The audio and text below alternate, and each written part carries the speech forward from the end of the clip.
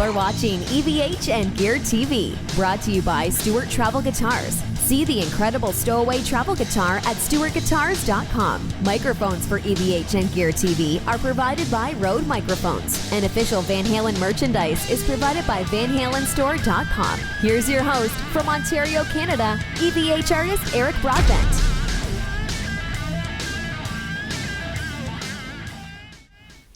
Hey everyone, it is the weekend. Happy Friday to you all. Welcome to a very slightly later version of EVH and Gear TV. We are live. Happy Canada Day weekend to all my fellow Canadian cohorts here over on this side of the border. And we'll extend a nice happy Independence Day coming up next week for Rusty and his fans and friends and fellow U.S. citizens. But anyways, long time overdue to have him back on the show, Rusty Cooley. I'm thrilled to have you back. How are you, buddy? I'm doing great. Thank you, sir. It's a pleasure to be back, man, for sure. It's nice to have you. We've got some new things to talk about. We've got some new guitars. I've got longer hair, almost as long as yours now, getting somewhere in the neighborhood. Yeah. Catching up. There we go. It's nice to have you back, man. And we had some great discussions last time you were here. Fans have been requesting you to come back on the show. And it's something that I've wanted to do for a long time as well, too. And it seems like it was an eternity. I don't even know how long ago it was. But we've got so many things to talk about tonight. And before we jump into all of it, we'll just say hi to a bunch of people if you're cool with that. Say hi to a bunch of people that are jumping in. We've got R2, R3, Lucky Nut in the chat. We've got Mike Haas. I've met Rusty in 2017. He's good people. His soloing style, I may not be your thing, but he puts the work in and plays what he hears. Nice. Very cool. Very cool. Gary Tholander is here. Quentin James is here. Scott Roos is here. Hello from Asagi, Nova Scotia, another Canadian friend of mine. Yeah, lots of people getting some rain, and I'm hearing some thunder and fireworks at the same time here tonight. It's hard to tell the difference between the two. Mike Haas, Scott Roos, Ladybug is here. Brian Cote is here. Joe Hervey is here. Let me continue. Carlo Santin. Brad Miller is here. Continue down the chart. Fart I Kilt Noobs. I love his name. I always laugh when I say it. Damn Taco Lover. It's amazing some of these names you see in the chat, right? These handles. Very, very cool.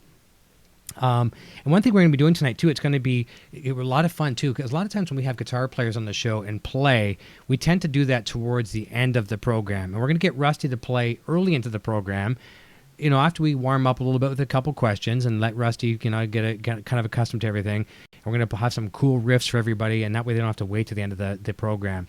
So I think I've got pretty much everybody up here to the most recent last question. I want to have a quick look. So recently, and I mean, I forget how long ago it was, you did the second time in a row, John Petrucci's, is it the Guitar Universe? Am I announcing it correct? John Petrucci's Guitar Universe. How did that go? And tell everybody about that, what that was. Like, I mean, the event that it was, I mean, his mansion, the whole works. Explain what that was and what your involvement was. Well, it's really an amazing thing. As a guitar player, I mean, the other guitar players that were there as teachers, you know, quite a few of them were influences of mine growing up. Yeah. You know, I was just as excited to be there to see some of my guitar heroes, you know, especially Tony McAlpine. Yeah. Huge Tony McAlpine fan. I mean, he had a huge impact on my playing growing up, and to be there alongside him teaching was amazing. The environment, it's weird because when I'm there, I hear the faculty and stuff talk about the students that are there as campers. You know, it's kind of weird for me to think about them as campers. You know, I mean, it's not like a camp to me. You know what I mean? It's way cooler than a camp could ever be. Sure. But it's a very cool environment because there's no barrier between the teachers and the students. We all eat dinner and lunch and breakfast together. We all hang out. There's no like backstage special teacher area or like rock star area. We all occupy the same space, function together, live together the whole time. You know what I mean? And that's pretty unheard of. You know what I mean? I don't know how it is at other guitar players' workshops and camps, because I've never been. So, I don't know how they do theirs. But this one's just great. It's such an awesome environment. And John is such a fantastic player, and he's been a great friend to me, that he's got all of his teachers are serious guitar players, but they're teachers as well. You know what I mean? So they know how to get the message across and tell and help the students get the most out of what they're doing. You know what I mean?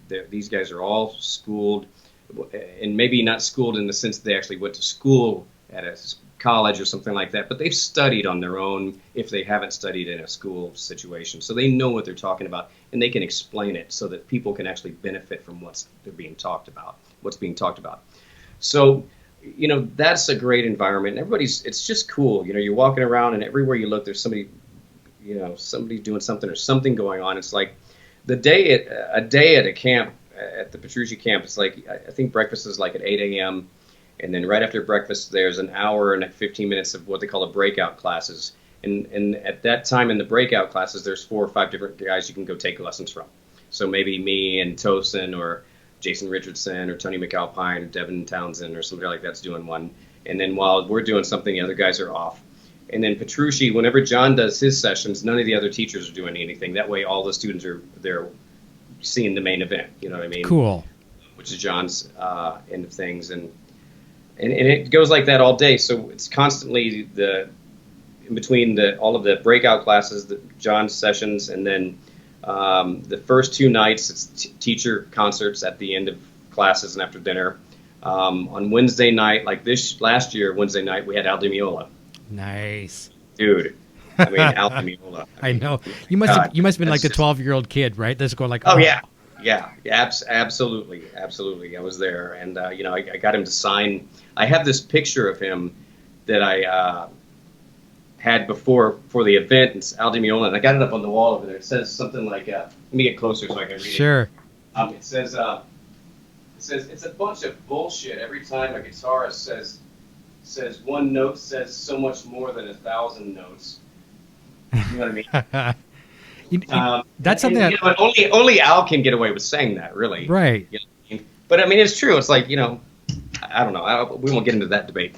But Di Meola, he's just like, I mean, if it wasn't for Di Meola, there very well might not be guys like me or Petrucci or Vinnie Moore or Tony McAlpine or a lot of other great guys, because he's like the godfather of alternate picking, in that context, Yeah. So just being there with Al was another amazing thing. And I don't know, man, my head's swimming just thinking about it. It's such a great environment. I would do it forever, and I'm honored to be asked there. There's a picture of all the teachers on stage. It was like, let's see, me and Guthrie and Tosin and John and Tony McAlpine and Jason Richardson, and there's Mike Mangini there, drums, and Dave LaRue on bass, and I'm probably forgetting somebody, so whoever I'm forgetting, I apologize. Oh, Andy James was there. Yeah. And I was thinking, looking at the pictures, like, man, if a bomb went off in that place, the world would lose some of its greatest guitar players in one swoop. I know. And I'm not talking about myself. I'm talking about the guys surrounding me. I know that. And that's one thing I love there. about you. I really do. And a lot of the guests I've had in the show, here's the thing. A lot of the guests or a lot of the viewers that are watching the show right now, people in the chat and others people that are just watching at home that aren't in the chat, they fanboy out over you, and they fanboy over the Eddie Van Halens and the Tosins and the Steve Vais and the John Petrucci's. But at the same time, you do as well, too. And that's what keeps you human and real. And I love that. Anytime that these people look at some of these celebrities and think that they're egoed out, whatever, it's like, you were just like us. You're a great guitar player, but at the same time, you admire these other greats as well, too, like Al Di Meola. It's like you're like just like a little kid, like going to see Star Wars for the first time. Yeah, I stood there and waited in line to get my picture signed and shit. It was awesome. Isn't that cool? I mean, that's very cool. It really is. It was totally cool. Yeah, I mean, I can't say enough about it. It's like, I mean, I'm first and foremost a fan of music. Yep. And I'm a fan of guitar players. And if you already are the best and you already know everything, what do you have left to strive for? Exactly. And if you think you're too cool to learn from somebody new or up and coming or the new generation or whatever, then you're just closing yourself off to something great, new, innovative things, man. I agree. It's music. You know something I saw shared on social media the other day that really moved me as a fan of guitar, a fan of like celebrities, a fan of many things. I saw the picture with Steve Vai. It's a side-by-side. Steve's playing Brian May's, a custom guitar, and Brian May's playing his Universe guitar. And Steve was so impacted. Now, this is Steve Vai. He was so impacted by that. And I don't want to quote him because I won't say it right, but he's like, the 12-year-old, if I could show this to the 12-year-old me, and he was gonna print it and put it on his bedroom wall to show that dreams do come true. And he said something along the lines of what this man has done is beyond measure. And I was so moved by that. And that's Steve Vai. saying that about Brian May. And Steve Vai, I think, is a much more technical, like light years beyond Brian May and technical ability. But Brian May, one note and that tone he has. So Steve Vai is impressed with him. Yeah, absolutely. And I mean, Brian May has done many great things. I mean, just that guitar that him and his dad made. Yeah. And I mean, Queen wrote some very classic and innovative and very diverse music. You know, I mean, you couldn't really pigeonhole them and say they're this band or that band or this style, because it's such a broad spectrum. And, you know, that's the genius behind it. You know what I mean? Exactly.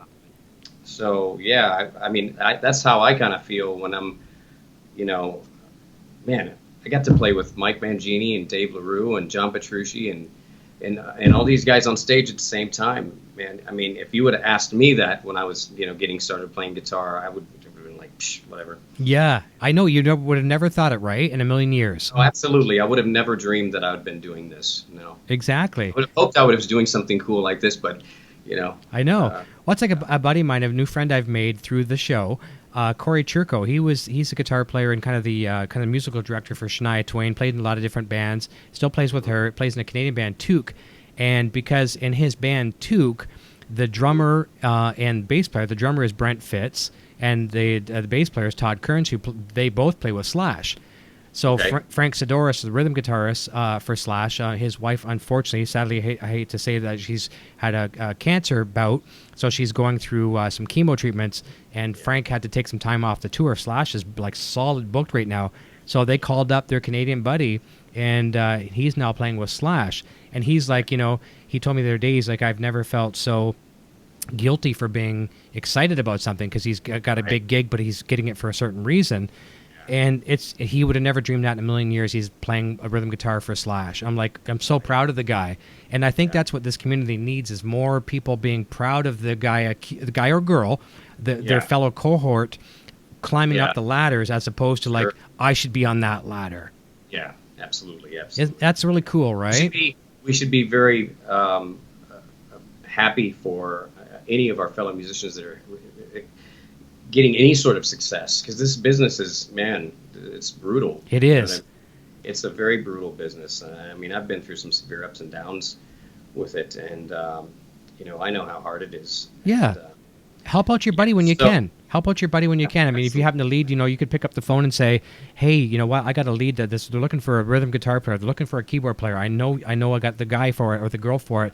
Let's bring him in. Like, perfect example, I had Jen Majura on the show, on my Helix show a while back, and Alex Skolnick. Amy Lee was looking for a guitar player for Evanescence, and best friends with Alex. Alex says, I know a girl for you. She's a perfect mix. Boom, got the gig. That's awesome, man. Help out when you can, right? Because absolutely, dude. These people don't. That's what I'm all about. Yeah, they don't realize when you climb this. I feel like sometimes I'm too much of a nice guy, because, you know, it doesn't always come back around. You know what I mean? I know. But he's not always as generous. You know, I mean, I teach Skype lessons and private guitar lessons all day long, and, you know, somebody might have a half-hour lesson. If I don't have somebody after them, I go until it's just like they got to go, or I got to teach another student. I mean, I don't charge them for it. Like, I did a lesson the other night with a guy. So like, he's like, I'm just going to do a half hour tonight, and I was like, all right, cool. And we ended up going for an hour or over an hour. And he goes, I know we went over, so I'll pay you for it. And I said, no, don't worry about it. It's on me, because I went over, not you. Yeah, gabbed a little bit and stuff. Yeah, so, you know, I mean, I enjoy it. And, you know, so let's just pass it along, man. Yeah, exactly. Same thing here with me last night. I did a lesson. It wasn't a guitar lesson. It was more of a technology lesson, but I did a Skype thing last night. It was an hour lesson, but it turned out to be an hour and 45 minutes. And it was just because we're having some fun, whatever. And I didn't really have any set things to do after. So who cares, right? And that comes back on you later as well, too, in a good way. I mean, the more you can give and pay it forward, I think it really does shine. I'm sorry. I was just going to say, sometimes I have to remind some of my students or some of my students' parents, because sometimes they'll be like, well, I'm sorry, you know, he didn't practice or whatever, and I'm sorry you have to put up with that or whatever. And it's like, you know, I tell them, it's like, look, I teach because I love to teach, not because I have to teach. Yeah. You know, there's a difference. And when you love what you do, going over is nothing, because it's like, I'm getting paid to do this? Really? Yep, that's right. So, yeah, I love it, man. And I'm glad to help in any way, shape, or form. I tell all my students, it's like, hey, if you have any problems or any questions at any time during the week, my number, shoot me a text. I'd be glad to help you out in between lessons. You know what I mean? You don't have to wait another week if you got a question, just hit me up, dude. I'm always around. That's right. I mean, even if the student doesn't necessarily do their homework, I mean, you could always, because I imagine sometimes you might be dealing with some younger students. I mean, so they didn't get their homework done. So, hey, did you see the new Avengers movie? And have some conversation and kind of hit them wherever they are, right? Yeah, well, and I have to remind my students, too, because every time a student walks in, I'm like, hey, how's it going? And a lot of them will start by going, oh, well, I didn't get to practice, blah, blah, blah. And it's like, whoa, I just said, how are you doing? Yeah. It's not how much did you, I'm just a general greeting. How are you? Yeah. You know what I mean? Because I'm generally want to know, how you doing, man? How was your week? Yeah. Just a conversation, not did you practice and what you practice and how to go. Yeah. That's not what it's about. I'm not here to grill you. I have to remind my students, too, that it's like you're here because you want to be here. Mm-hmm. I'm not grading you. You can apply yourself as intensely as you want or as little as you want, but as long as you're having fun, I'm cool. That's right. You know what I mean? You're not the principal. Then no pressure by me. I'll teach you, and we can go as fast as you want to go, or we can take it as slow as you want to go. I think a lot of kids are just worried about getting called down to the office of the principal. They're in trouble, right? And so they think that because they didn't do their homework, okay, Rusty's going to be mad at me, and I don't want to disappoint Rusty. Yeah. I mean, I get a lot of people that I hear through the grapevine that don't come take lessons from me because they think they have to be at a certain level. And here I am teaching a 10-year-old little girl, and these guys are worried about being at a certain level. It's like for me personally, I enjoy a wide spectrum of ages, levels, and styles as a teacher because when I was younger, I used to dream of the day when I had all advanced students. And when I finally got all advanced students, I was like ready to throw up because it's like, man, if I teach the modes one more time today, or if I teach sweep picking one more time today. So going from like teaching somebody how to play their first chord to, an older dude wanting to strum chords around a campfire, and some guy wanting to learn some blues or some rock or some jazz chords, or just if I've got something different going on every hour, every half hour, I'm much more stimulated, and it keeps me thinking in different directions than if I'm just doing the same thing over and over. I think it would. Yeah, that's got to be very rewarding, kind of giving someone their first steps. Their first footsteps into guitar, like the campfire dude, just playing some stuff around the campfire, whatever. And there are teachers, some that may prevent students. I studied for a very short time with instructors, and I had one guy that almost made me not want to follow the path of guitar. Basically, he would have me hold a G chord so he could just wank out and solo. And I'm like, well, this doesn't seem fun, and made it very, very, not fun for me. And could be even worse examples of that where they take the fun away and make it so much work that the kid doesn't want to do anything. So, I mean, I think you're going at it the right way. I mean, let's just talk about you, and then where do you want to go from here, and explore the avenues that a lot of instructors don't necessarily go. Yeah, I do have to explain to my students this one thing because a good friend of mine, Lila Brada, he compared taking lessons to me like drinking water from a fire hose. Okay. So I do have to tell my students, it's like, look, man, if I start getting carried away and really going and just reel me back in, because I get so excited about stuff. Sure. It's like, oh, yeah, we do this, and this. And, so sometimes it's, if it's too much, just tell me and I'll ease up because it's music, it's guitar. I get excited. Well, passion, right? Oh, yeah, man. When you're passionate about something, that's why when you interview someone like about their business, or what I do for a living is I do videography and websites and things like that. And what I like to do to get kind of the best out of people that own a business, if I do a video for them, I'll interview them. And after I've come into conversation, it's like you're getting so much passion out of okay, we've been a family business for 45 years or 100 years, blah, blah, blah. And you just see this passion ooze out of them. And it's so easy to do that when you really enjoy something, as if you were hired in the factory to be the assembly line guy, do this robotic thing all day long. And that's kind of what you're saying about some of these, like the shred things and the sweep pickings. Even though you can do it and you love to do it, it's I think too much. If you do the same thing all day long, it's like then when I get done teaching, and I teach crazy hours too. I mean, I might start at 2 o'clock in the afternoon, and my last lesson might get over at midnight. Yeah, because I have the benefit of teaching Skype lessons because I have students all over the world. Yes, exactly, different time zones. So I got a guy that I teach in Greece on Sundays that it's like 12 or 1 in the morning for him, and it's like 3 in the afternoon for me or something like that. You know what I mean? So it's like 11 or 12, and it's like 3 at my time in Texas. But and I've taught a guy in Tokyo before where it's like 5 a.m. there. and it's like the afternoon here. So, and I when I send out the information about my Skype lessons, it's like, don't worry about the time zones. I've had plenty of experience with it. We can work it out. So it doesn't matter where you're at, what your time zone is. I'm available pretty much. You know what I mean? That's great. And that's why we're so connected now. The world is connected by, the internet, and in time zones we can accommodate, which is very, very cool. And that's awesome. That is really, really awesome. I'm just going to jump back for a quick second over to the chat to say hi to a few more people. Harmony's here saying hi, EVH. Dennis Lala is here.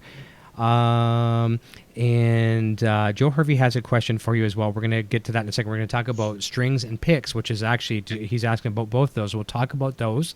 So later on when we get to that, that's kind of a credit to Joe Hervey. Andrew Bonica is here from Line 6 saying, miss you, brother. Oh, hey. What's up, brother? And Tell him I said hi. Well, for sure. Love Andrew. Andrew's been on the show a couple times. Going to come back again, talk some more Variac soon. And this is kind of a nice little segue. I know the answer to this, and some people may not know the answer. Another good friend of mine here in Canada, Brian Cote, asks if you use a helix. But I think if you're any modeling, you're using fractal and tube amps? Well, no, I'm not using fractal. Actually, I have a fractal Axe-Fx 2 sitting right here, but it's not mine. It's a friend of mine's. Okay. I've had them in the past, but I don't own one currently. But while Andrew's around, I just wanted to say that they were at the Petrucci camp last summer, and he was a great help. They hooked me up with the gear. I had stuff in my room to practice on, and it was awesome. And I believe I got the Helix plug-in from, if I'm Helix native? correctly. Yeah, yeah. That's it. It's good, isn't it? Yeah, absolutely. So those guys were great. Just want to say thanks again. Yeah, they're very, very good. And I think I saw some of the presents. They had some power cabs there, and yep, I had two of them. Nice. Now, did you like them for the setup? It was great. You like them? Absolutely. Very cool. You probably can't see them here. I have them. Maybe they're kind of hidden by the microphone, but I've got them in stereo here as well too. I absolutely love them to death. Yeah, and I just got a wireless through Andrew as well. So which one did you go with? The G5. I don't know. Okay. I don't remember the name. One of the it. physical packs, though, right? Yeah, it's a pack. Yeah, nice. One that'll fit my pedal board. It's got the little, antennas. I think it's the highest end one you can put on your pedal board. Okay, nice.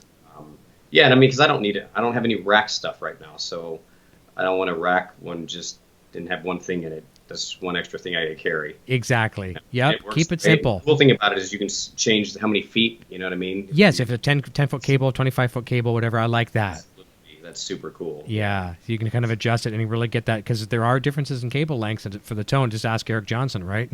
Yep, absolutely. I have. Yeah, have you? That's very cool. Yeah, I used to have, I don't know if you knew this or not, but I used to host my own TV show. It was called Rusty Cooley's Guitar and Silent TV. I did not know that, and I apologize I didn't know that.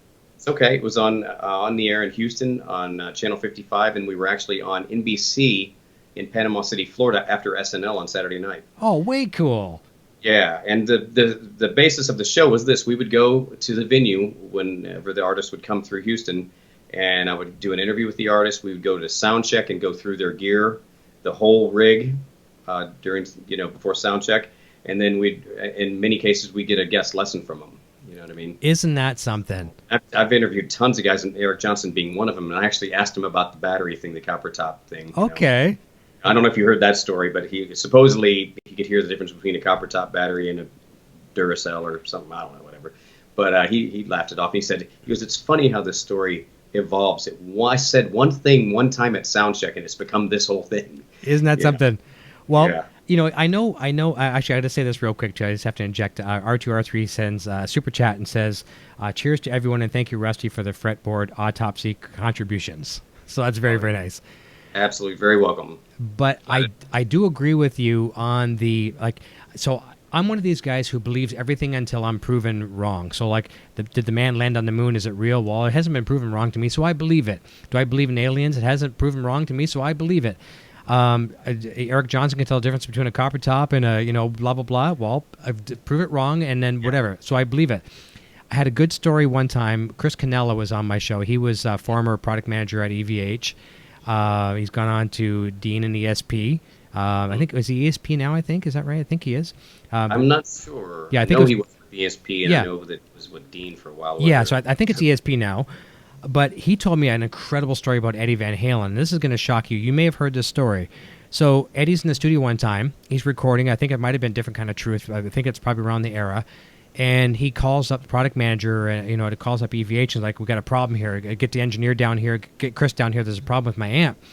So I was the engineer, and Chris goes out to 5150, and they're looking at the amplifier, Eddie's amp, and Eddie's complaining about tone, whatever. And he's like, something's wrong with it. Something's wrong. And they're looking at each other. They're listening to it. They're measuring it. They're playing with it. And they're looking at each other like, is this a day that Eddie Van Halen's lost his mind because we don't hear anything? Yeah. And then they took it to another room. They took it out to kind of just a room outside of the studio, plugged it in, and it sounded somewhat. Oh, actually, no, they're playing it through the other room. Eddie comes running in there and he goes, "What'd you guys do? You fixed it." And they looked at each other and are like, "Okay, this is weird, right? We didn't do anything." And they took a voltmeter, and there was like a couple volts difference between the control room and this electrical room over here. And Eddie's ears heard that, and it was better out there. Yeah, I believe that because he was like the master with the Variac and all that stuff. Isn't that crazy? Yeah, that's an amazing story, and I totally buy that. I know. I got goosebumps thinking about it because it's crazy. It shouldn't be right, but it is. Yeah, it's amazing the things that you can hear.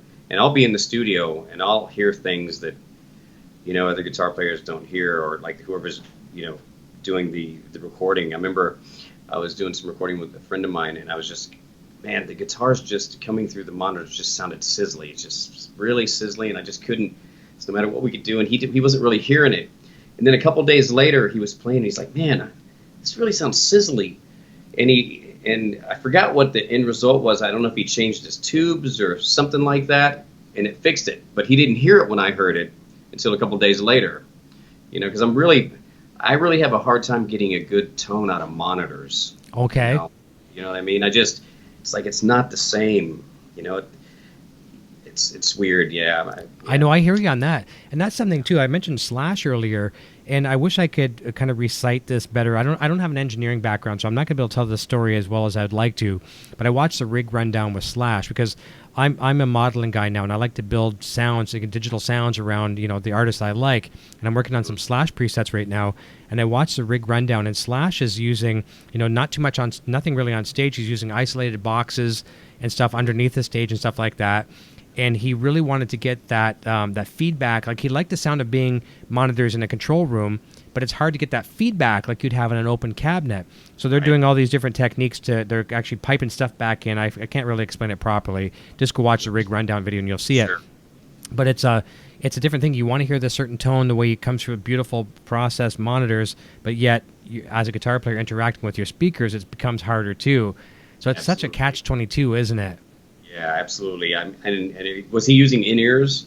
I don't know. I think he must be alive. So yeah, because he had his cabs off stage. Yeah, he wasn't getting the same response. Yeah. Yeah. See, I'm to the point where I want to try in-ears because I'm so tired of just not being able to hear properly on stage and not getting the right mix. And I just know that if everybody could had in the band had in-ears, that it would just be so much tighter, and you'd be able to hear the articulation of everything.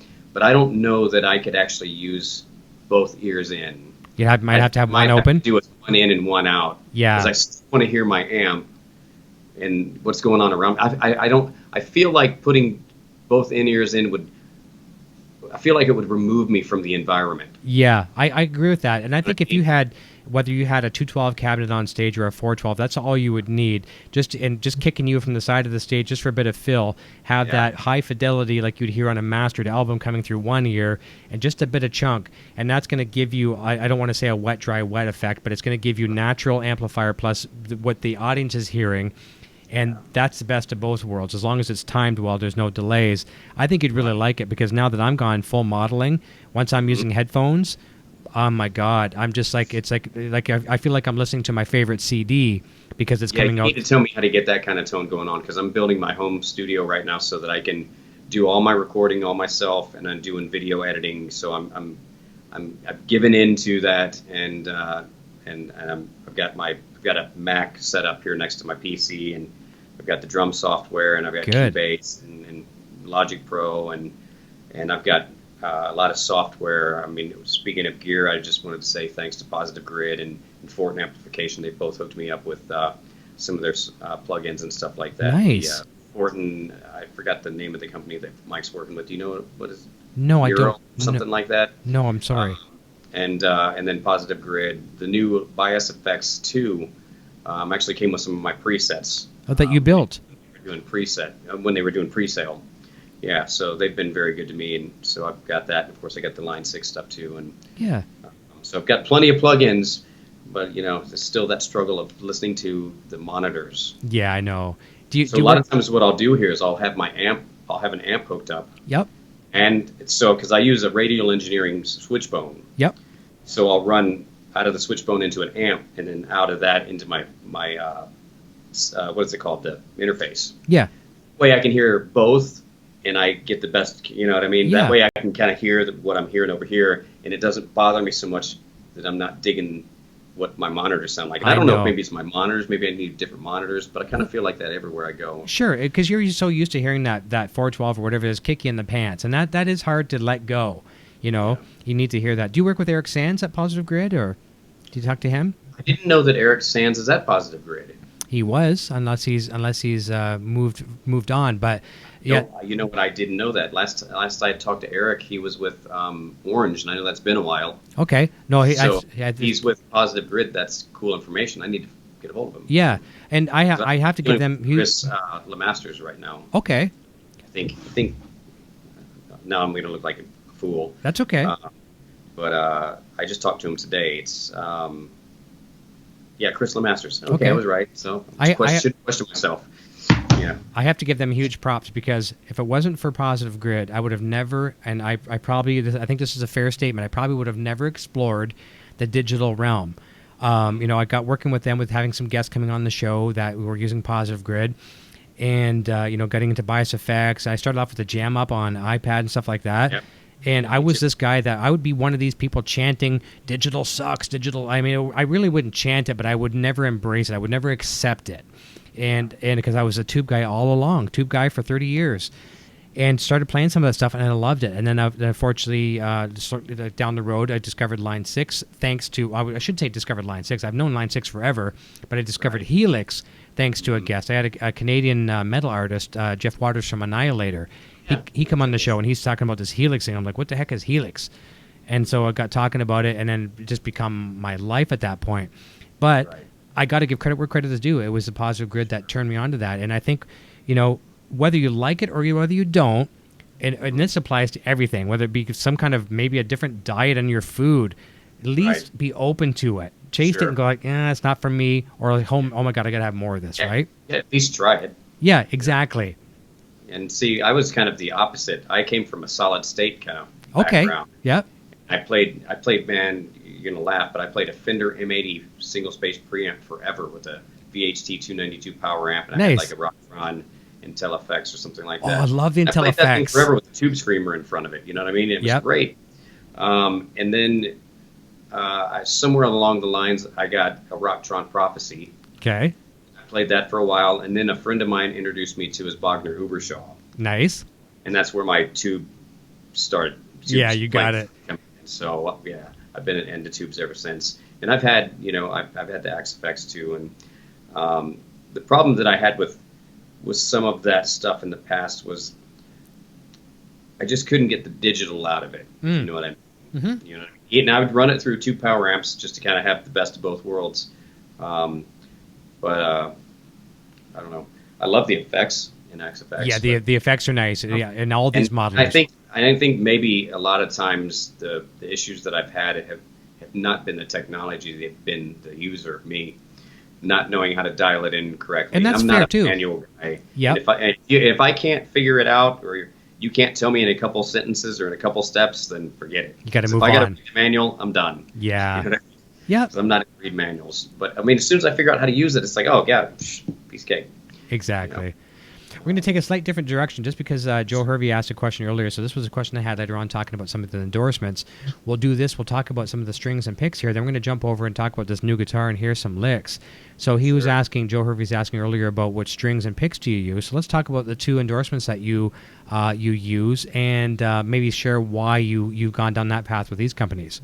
Sure. I use Swiss picks, and I've got my own signature pick with them. It's It was originally the cheddar model, and then it turned into the nuclear cheddar model. Okay. You can see that really well. Yeah. It kind of looks like a piece of cheese, but it could be an old and moldy piece of cheese, or or just nuclear cheddar. Yeah. So it's an interesting story. I think we talked about this a little bit last time, so I'll make it a little bit shorter, but it's fun.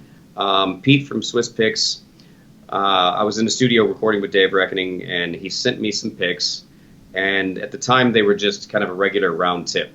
And they were kind of like a medium or heavy gauge pick. And I said, well, dude, thank you so much for sending these to me, but I use something more like a 2.0 and a little bit more of a point. And he's like, well, we don't really make that right now, so cool. And I said, all right, well, thank you. And we both went on our way. And the next year, he called me up, and he's like, dude, where you at? I made this pick for you. I'm at NAMM. And that was the year I didn't go to NAMM. Oh, no. So he sent them to me, and they looked just like this, but they were made out of a different material called Duralin. And I liked the pick, but the tone was a little bit too warm for me. I wanted something that had more attack. Mm-hmm. And Pete, being a polite guy, because I said, look, can we at least try a different material to try this? And he's like, well, man, if you don't like the picks, you don't have to play them. And, he's being real polite about it. Yeah. And I didn't really get it that was what was going on. But I kept pushing and pushing. And finally one day he calls me up and he goes, dude, I made these picks. It's the best thing I've ever played. And he just was raving about it. And these are made out of a polycarbonate. Okay. So this pick, it's very fast. It's very glass-like. And it just slides right off the string. It's the fastest pick I've ever played. And they're the most durable picks. I told Pete, I said, man, we're either going to have to raise the price on these or not make them as good. I left one at the music school for a year to see how long it would take me to wear it out. Okay. And it took me a year to start seeing wear on it. I used it every day at the music school. So they're almost indestructible. Pretty much. Yeah. So it's a great pick. It fits what I need. It's got the right amount of thickness, 2.0. I can't imagine playing with anything thicker than that.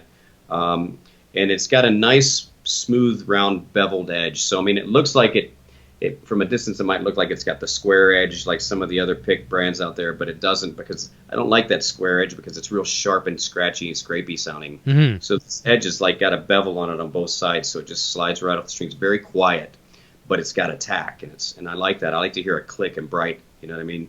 Kind of like that, what Paul Gilbert used to say, the popsicle stick and the bicycle spokes. Yeah, exactly. And with the holes, too, that's a kind of a grip, isn't it? Is there a beveled edge on the hole? Absolutely. They're there to help you grip, in case your hands are getting sweaty or whatever, man. You get on stage, dude, I'm drenched. Mm-hmm. So it's hard to hold on to anything at that point. Yeah.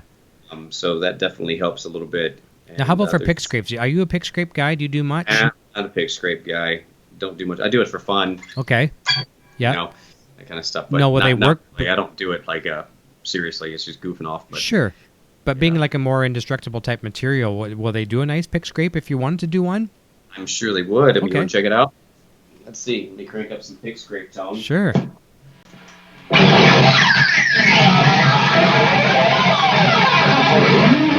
They'll do one. They work. And you know what? Since you got the amp fired up, let's just take this moment right now. So we got a new guitar. Let's talk about the guitar. Tell us about how this involvement came into fruition, and let's have some licks. Absolutely. So you want to talk about the guitar first? Or? Yeah, let's talk about the guitar first. All right, awesome. So I am now using and endorsing Ormsby guitars exclusively. Okay. It's an interesting story how I got involved with how I got involved with Ormsby. A good friend of mine, Carl, who was also a student of mine, has this guitar. I don't know if you can see this over here. This is that Ormsby Goliath. Yeah, beautiful. That's actually his guitar. Okay. He brought that over, so I have another cool Ormsby in the shot for tonight. And he bought one of those and had been bringing it to lessons and stuff. And I was really intrigued by the way it looks. I really like the way that guitar looks. It's different. And I don't know. It's just at the time I was craving something different. Mm-hmm. You know what I mean?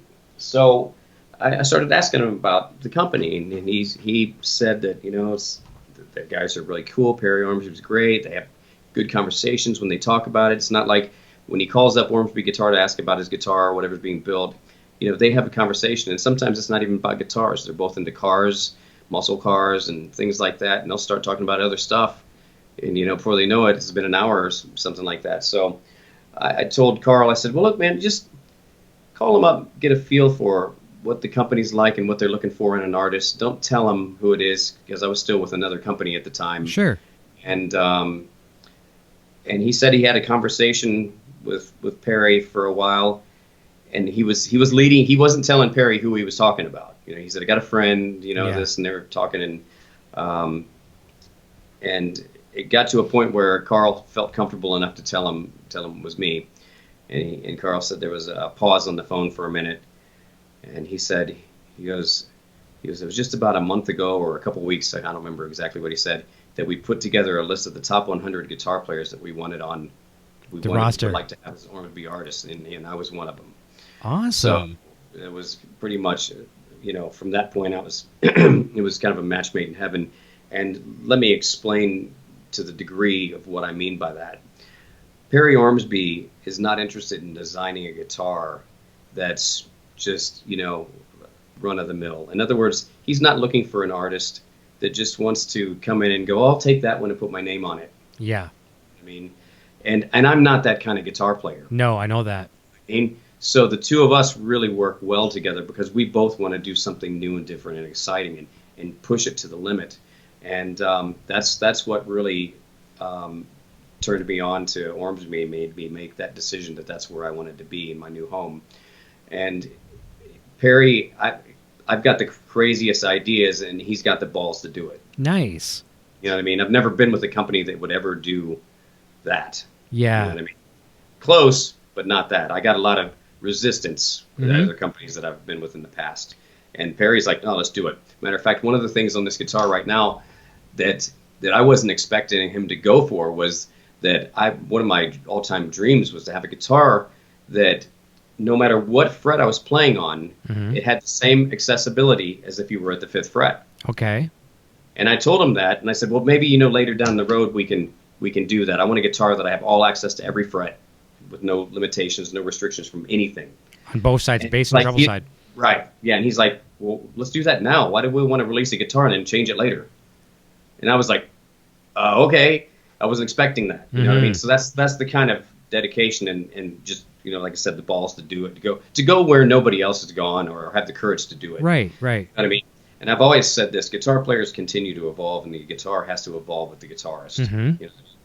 There are great guitars out there and great companies that have made legendary guitars for, I don't know, hundreds of years, I could guess. I'm not sure about my history on that. But they haven't changed any, and not that they need to, but somebody needs to. You know Exactly. what I mean? Exactly. We just can't keep driving the same 57 Chevy. Nope. You know what I mean? It's nothing wrong with a good old American classic muscle car, because those things are badass. But this is more like, I used to call my other guitar, which I don't need to name names, the Lamborghini of 7 strings. This is more like the friggin' shuttle. You know what I mean? Nice. It's just taking everything to the next level. But yeah, Ormsby's, I couldn't be happier. And we're going to be doing some very, very interesting things in the future and coming up. This is just getting started. So would you like me to kind of go over? Let's talk about some of the specs, and then we can take us through some riffs. People love this. This guitar is a first for Ormsby. When I was looking around at some of their stuff, I actually saw on their website, or I think it was Instagram or Facebook, there was a picture of a piece of wood that Perry had sketched an outline on of a rough draft of guitar, and then he just never cut it, and nothing ever came of it. And I saw that, and I kept that in the back of my mind that I like that. And then they actually have this bass guitar that I like the body on. And I thought, man, it'd be cool if we could fuse those two together in a way. And so we had a conversation, and within a day or so, he sent me 3 mock-ups, digital mock-ups. And it was really close. So what I did was see this guitar, it's got the big horns, you know what I mean? Huge, huge. And I kind of compare them to like my devil horns. Yeah.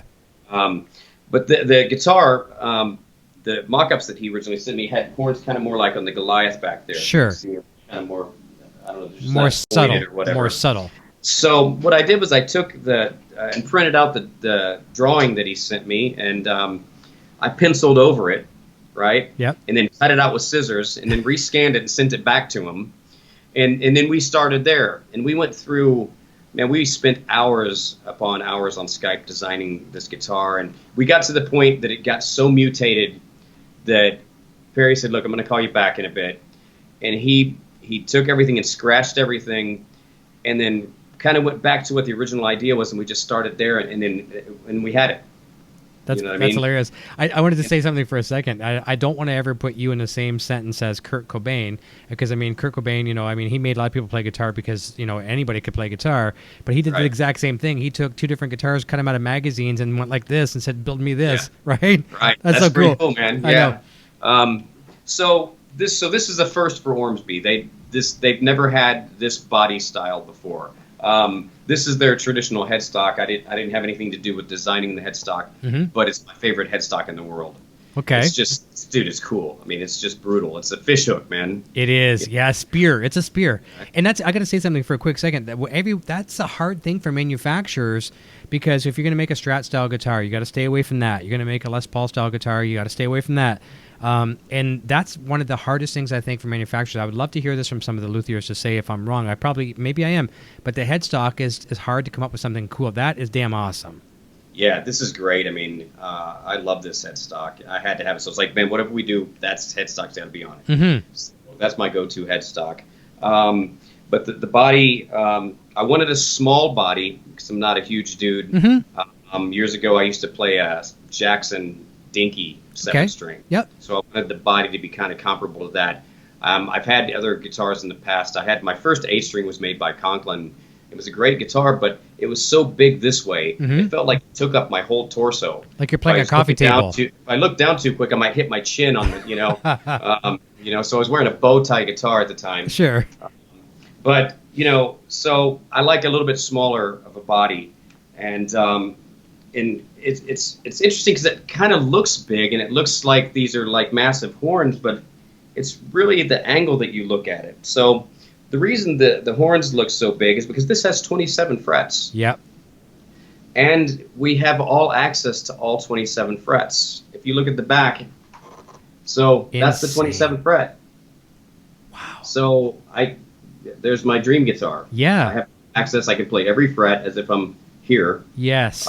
And it's amazing. It's all sculpted back here, so it's nice and beveled. This is the first neck through I've ever owned. Okay. Because I've always been able to get a bolt on to have better access, which is kind of seems counterintuitive. But this takes the cake. This is better than any access I've ever had on any bolt on, and it's just all smooth, man. It just fades right into it. The upper horn is scooped out like I like it, you know what I mean? So I can get up there as past the 27th fret, really, and the width of the cutaway is wide enough that it doesn't matter how big a stretch I do, I don't hit. And as you can see, it's sculpted out in the back too, because if you keep this part of the horn that wide as it normally is, then you're going to run into the point on this side. Yeah. So you have to bevel that out and get that out of the way too. So we've done that. The upper horn really has nothing to do with playing. It's just kind of aesthetically, it just kind of makes the guitar flow. And speaking of flow, it's got the hang on, I'm hung up here, man. Cords. I need my wireless. There you go. I know. Helps a lot. I know, man. I'm always running over these cords. Yep. Grr. Anyway, so it's got this cool bevel right here too. It's like sleek and sexy, and it's great for your arm. Yeah. Fits me great, man. And I have to play low pro edge tremolos, so the fine tuners are out of the way. Yes. Because that's where I put my hand for my picking. I can't get on a guitar that has a regular Floyd because the fine tuners are right where I pick. Yeah, you told me that before, which is cool. So I have to have the low profile tuners, and then on top of that, we sink the neck joint deeper into the body so that we can sink the tremolo deeper in the body. Get lower, yeah. This way, no matter what string I'm picking on, I never get to the low side and kind of drop off. Nice. A lot of guitars have the Floyds and they sit way up out of the body. Yep. That really jacks with your picking, you know what I mean? So this is just smooth all the way across. Doesn't matter what string I'm on. My right hand never has to change or, adjust for that. And, Floyd Rose, enough said. Get that sucker sunk in there, and picking is awesome. I've been using EMG pickups for years. Absolutely love them. And, I don't take endorsements for the sake of taking endorsements. I only take an endorsement if I love the gear and I'm going to use it. I know that. That's why if you look at your roster, I mean, you have a select number of endorsements. I mean, you could be endorsing this and polish and all this other kind of stuff, but you use what you want to use, and I think that's as a big testament to you as well too. Now, so the EMG pickups, what is this going to retail at? Do you know? Do you have a ballpark right now where you can mention? I don't. Now, if you get one of my guitars, which the guitar is called an RC1. RC1. RC and the number 1 is spelled out. So okay. It's an RC1. And if you get an Australian-made one, which would be the equivalent of a USA, okay. I think the price tag on this one at NAMM was like $3 something. Okay. But we're going to have import models as well. Nice. That are going to be much, lower end pricing so that everybody can afford them more. Yeah, of course. At least the more serious player. I don't think a beginner is going to go spend $1,000 or something like that on a guitar. And we're going to be releasing the 6 and 7 string at the same time. Oh, very cool. They'll both be made as imports, and then of course if you want an Australian-made one, then you're going to get up in the price because it's you pay what you get for it. You know what I mean? Now, is that where they're based out of, Australia? Yeah, they're out of Australia. Okay.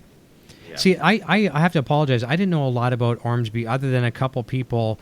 And you and I talked off the air. I mentioned a couple of the names of the people that kind of brought Ormsby to my attention, and one was you, because I think they were kind of playing with some ideas. We're working on a signature guitar and there's some sketches. I was like, oh, I think I know where this is going. When it was you. Did you see those of mine? Yeah. Oh, I saw them. Yeah, that was cool, right? It was all top secret. They wouldn't tell. So I know. It didn't get released that I was with Ormsby until NAMM. Exactly. So they just kept posting these little pictures, and matter of fact, one of the pictures that he posted said RC on that little plate up here. Oh, there you go. Some guy's like, oh, that's for Rusty Cooley, right? And Perry's like, no, that's just our typical standard tag that we put on all our new design guitars. You know. So he played it off cool, man, to the T. No, it's awesome. a Robert Cray signature. That's what it is. RC, Robert Cray. Yeah, right? there you go. Yeah, it's the new Blues Deluxe. That's right. Yeah, it's totally a blues guitar, isn't it? Yeah. So, I'm sorry, did you have No, I was just going to say, and I have to apologize. I didn't get a chance to see you at NAMM. I was there at this last winter NAMM. No kidding, so man. Next time, we're hooking up. Next time, we got to connect it before we go so we know we're there. For sure. So I've got my regular EMGs in here. I use an 85-7 in the bridge. I use a 707 in the neck. I like the spank that the 707 gets on the clean tone, but then I like the warmth of the 85 in the bridge. This one volume knob, it's all you need. Mm-hmm. If I had a tone knob, it would always be on 10. So that's right. I eliminate that because it's one less thing I got room for error. Sure. Be on stage. It's kind of like when I used to use switchless. When I used to use wahs that had a switch on them. Yep. And you get on stage and you think you click it on and you do this wah solo and it's really off, and then you go to click it off and you click it on in treble position. I agree. And your feet back. 100%. Man, I done with those, man. That's the only reason why I like the ones with like the Eddie Van Halen one, a few others that would have this like blind you in the eye LED light. Oh yeah. So because when you're in that moment, sometimes this sounds stupid, but it's real. You think you're playing that solo and you may not hear the wah. You just don't hear it. So you have to go through the motions and it may not be there. So I agree with that 100%. Yeah. And it's nothing worse than when you think you're clicking it off and then you click it on and it's in treble position and your guitar's feeding back like crazy and it takes you a second to go, what the hell's wrong? I know. And you're like, oh yeah, now I look like a real tard. Yep, I hear you. So after a couple of those gigs, I'm Morley switchless all the way. Yeah. Now, funny story about that is Morley makes some of those little mini ones, and I tried using one of the mini wahs one night, and I'll never go back to that because I couldn't find it on my damn pedal board. I was so used to the full-size wah, you know what I mean? So I was like looking around for it, but it was great sounding little wah. But here's another interesting feature. Look, check that where the jack is.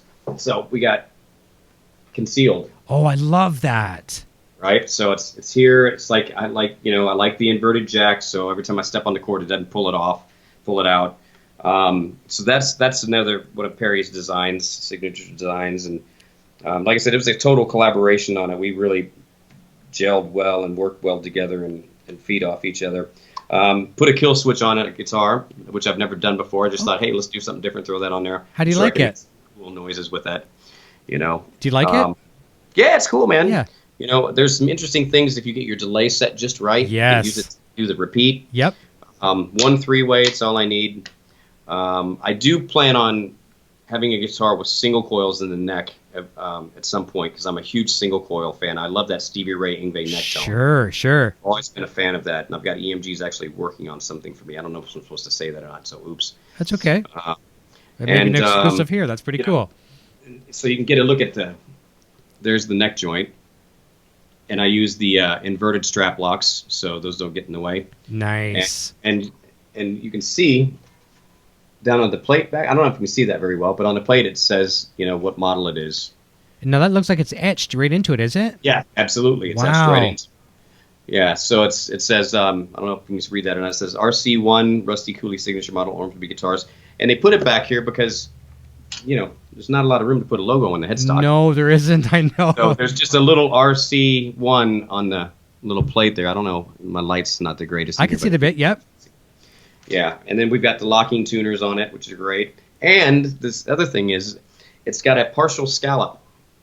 So I don't know if you can see that. I see that from the 15th fret up here, and then it goes. It starts right at 12, and it goes up to about the 4th string, and then it comes back down around 24. And that's pretty cool because it's right in the right spot, for your bends, and you get that really slick vibrato. Ormsby also uses stainless steel fretboards. Nice. Frets. And the body is mahogany with a 1/4-inch cap maple. So it's not a laminate; it's a real piece of maple. Nice, real. And ebony fretboard. Multi-scale fretboard, too. It's 25.5 on the high E side, 26.2, I believe, on the low B, sorry. Yep. And the nut, nobody makes a locking nut for a fan fret except for Perry Ormsby. Wow. He handmade this nut.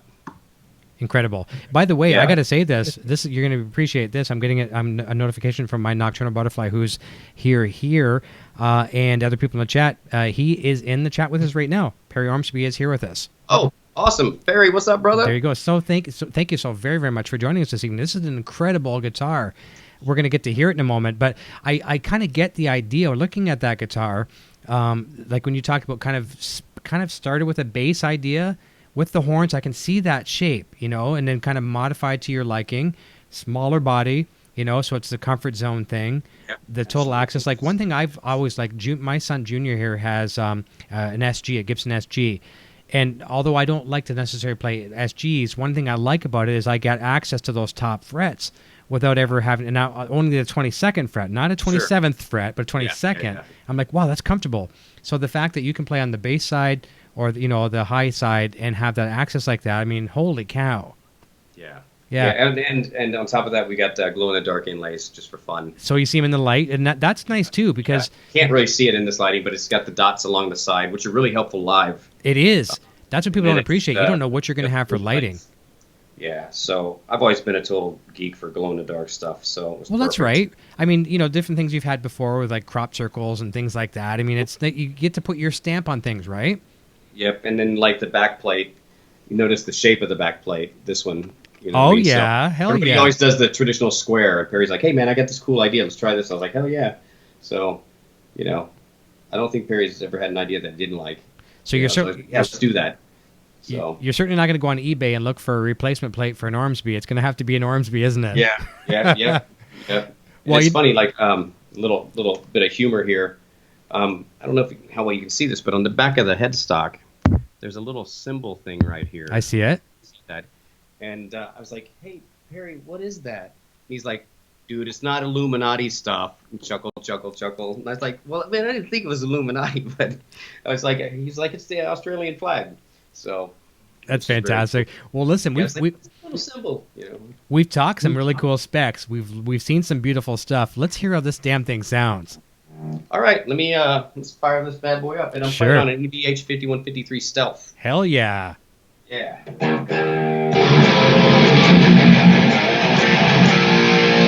Let's see. You can hear that power, right? Oh, we can hear it.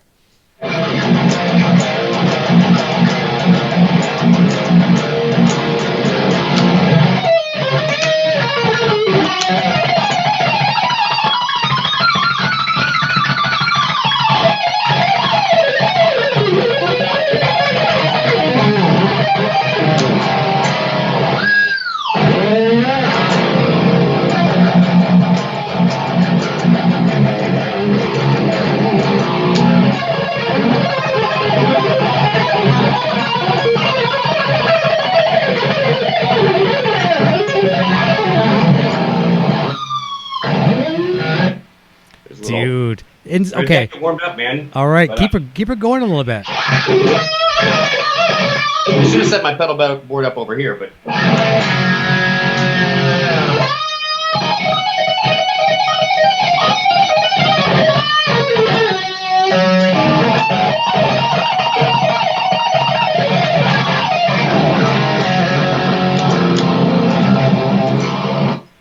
We go. Oh, I didn't even have my delay on, see? Oh. I should have had a switchless pedal over here to switch my delay There you on. go. I forgot the pedal for the EVH3 Yep. has an effects loop button. Yes, exactly. You got to toggle it I on. normally Yeah. don't have the pedal plugged in, so I don't have to do that. Yeah. Now I have it plugged in. It's like, oh, God, I got to push Got to that toggle it on. Yeah. button. There's my delay. Anyway. I love delay. Yeah. That's my thing, reverb and delay. So that's my security blanket. And without it, like if I had one pedal I could take to even though I'm using modeling stuff right now, if I had a Boss DD3 on with an amp, I think I'd be fine. Right. So this thing's got some pretty good clean tones too, man. Let's see. Hang on. I got some cables I need to replace on that pedal board. No problem.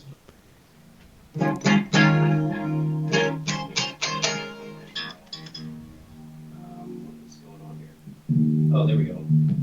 Just had to jiggle it a little bit more. Mm-hmm. Got a nice, bridge tone.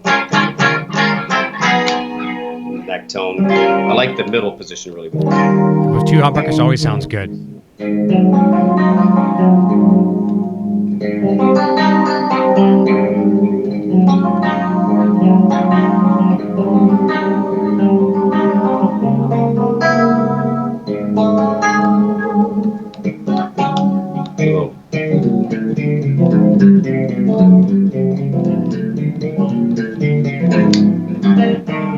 Little jazz stuff. I love it.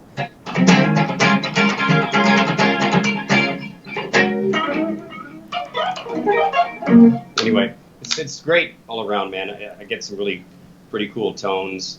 I wasn't totally prepared to dial in clean tones tonight. No, that's okay. That's fine.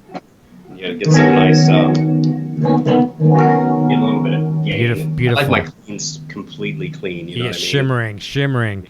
Absolutely. Which one of the other companies I have an endorsement with is TC Electronics. Yep. And I'm using the Dreamscape for my chorus right now, and I'm using the flashback ×4 delay. That's pretty cool. I can just see a hint of it there in the big shot. I barely just saw just a quarter inch of this bottom of the screen. You and I are both endorsing a brand which I love to death. Well, kind of a couple brands. Can you kind of see that there? Yeah, let's go back for a second. Right here, Sure. the Idea Bench Fastback GT, right? Absolutely. You and I each have the red one too. Yep. Special thanks to Rick. Yeah, Rick and Joanna are beautiful people at Idea Bench. And are you still using Pedal Snake as well? Absolutely.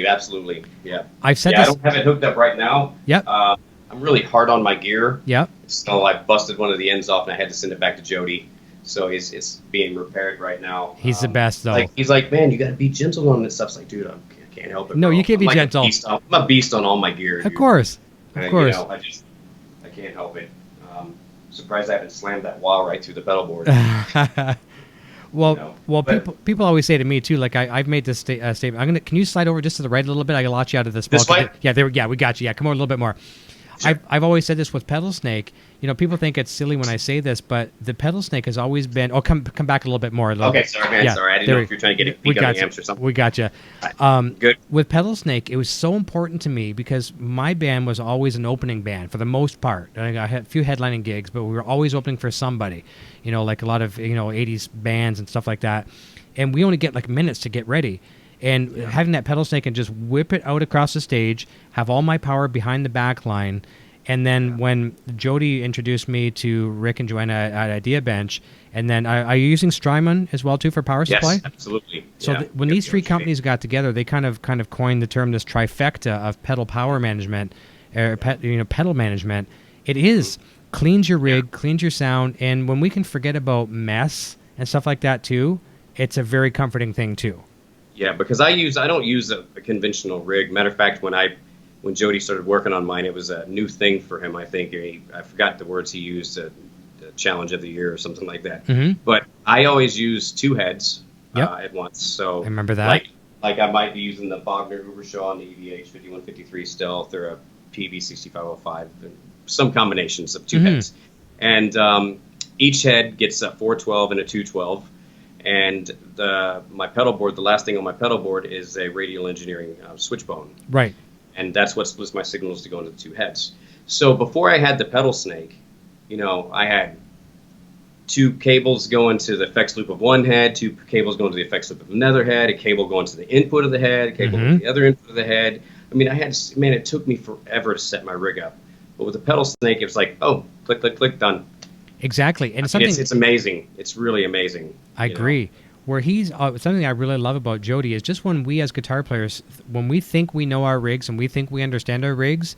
Yeah. So when new people are approaching him like to get something for their rig, he'll have them answer a questionnaire. So what are you using? What are you using? How do you think you're running it? You answer this questionnaire, and that gives him a kind of a footprint where you want to go. And then Right. we learn after the fact we barely knew our rigs. When he explains it to us, it's like, oh my God, I didn't realize I could be doing it like this. I mean, you've simplified things. I've simplified things. I mean, the artists that they work with, they've all just discovered like, holy cow, there's so much more we could be doing and not working so hard at it. Absolutely. And I've got to tell you, I have a whole new respect for guys that wire up pedal boards. Mm-hmm. Because I've taken this thing apart and put it back together in so many different ways. And, I use the dual lock. I'm sure you use that too. I do. I mean? Yeah, they introduced me to that. Once you put that dual lock down and then you got to move it or change it, it's like, and then you got to redo all the straps and make all the wires neat under the hood. You know what I mean? Oh, man. And then you get it all together and then, I've got one bad cable somewhere. I got to chase that down. I know. That's when I got to invest into all good cables. That's part of my problem. My girlfriend's always yelling at me about it. Yep, don't skimp on cables. And yeah, I know Jody will say this a lot too. Jody will say, don't go solderless, go wired cables. Like I do love the Theriault wireless kits. I mean, it's not wireless, solderless kits, I should say. Yeah. But the purist will say, and I used to use George L's, I used to endorse those, and even Jody will say, don't use those. Your weakest link is your, the common denominator is your wiring. So get a good cable. I'm not going to even mention any brands. Just whatever is wired, and you like them. If they're good, use them. But yeah, you'll learn so much about it. And dual lock is something I only learned that through Rick and Joanna as well too. I didn't know what that was. He asked me when he built my board. He says, "You want Velcro or dual lock?" I said, "What's this dual lock?" Well, it's an alternative. And the plus and the minus is the same thing. The plus is your pedals are never going to come off. No, man, I can take my pedal board and hold it upside down and shake it. Yeah, but the minus is crowbar to pry that thing off. That's right. There. But that's also the minus. You're never going to get your pedals off.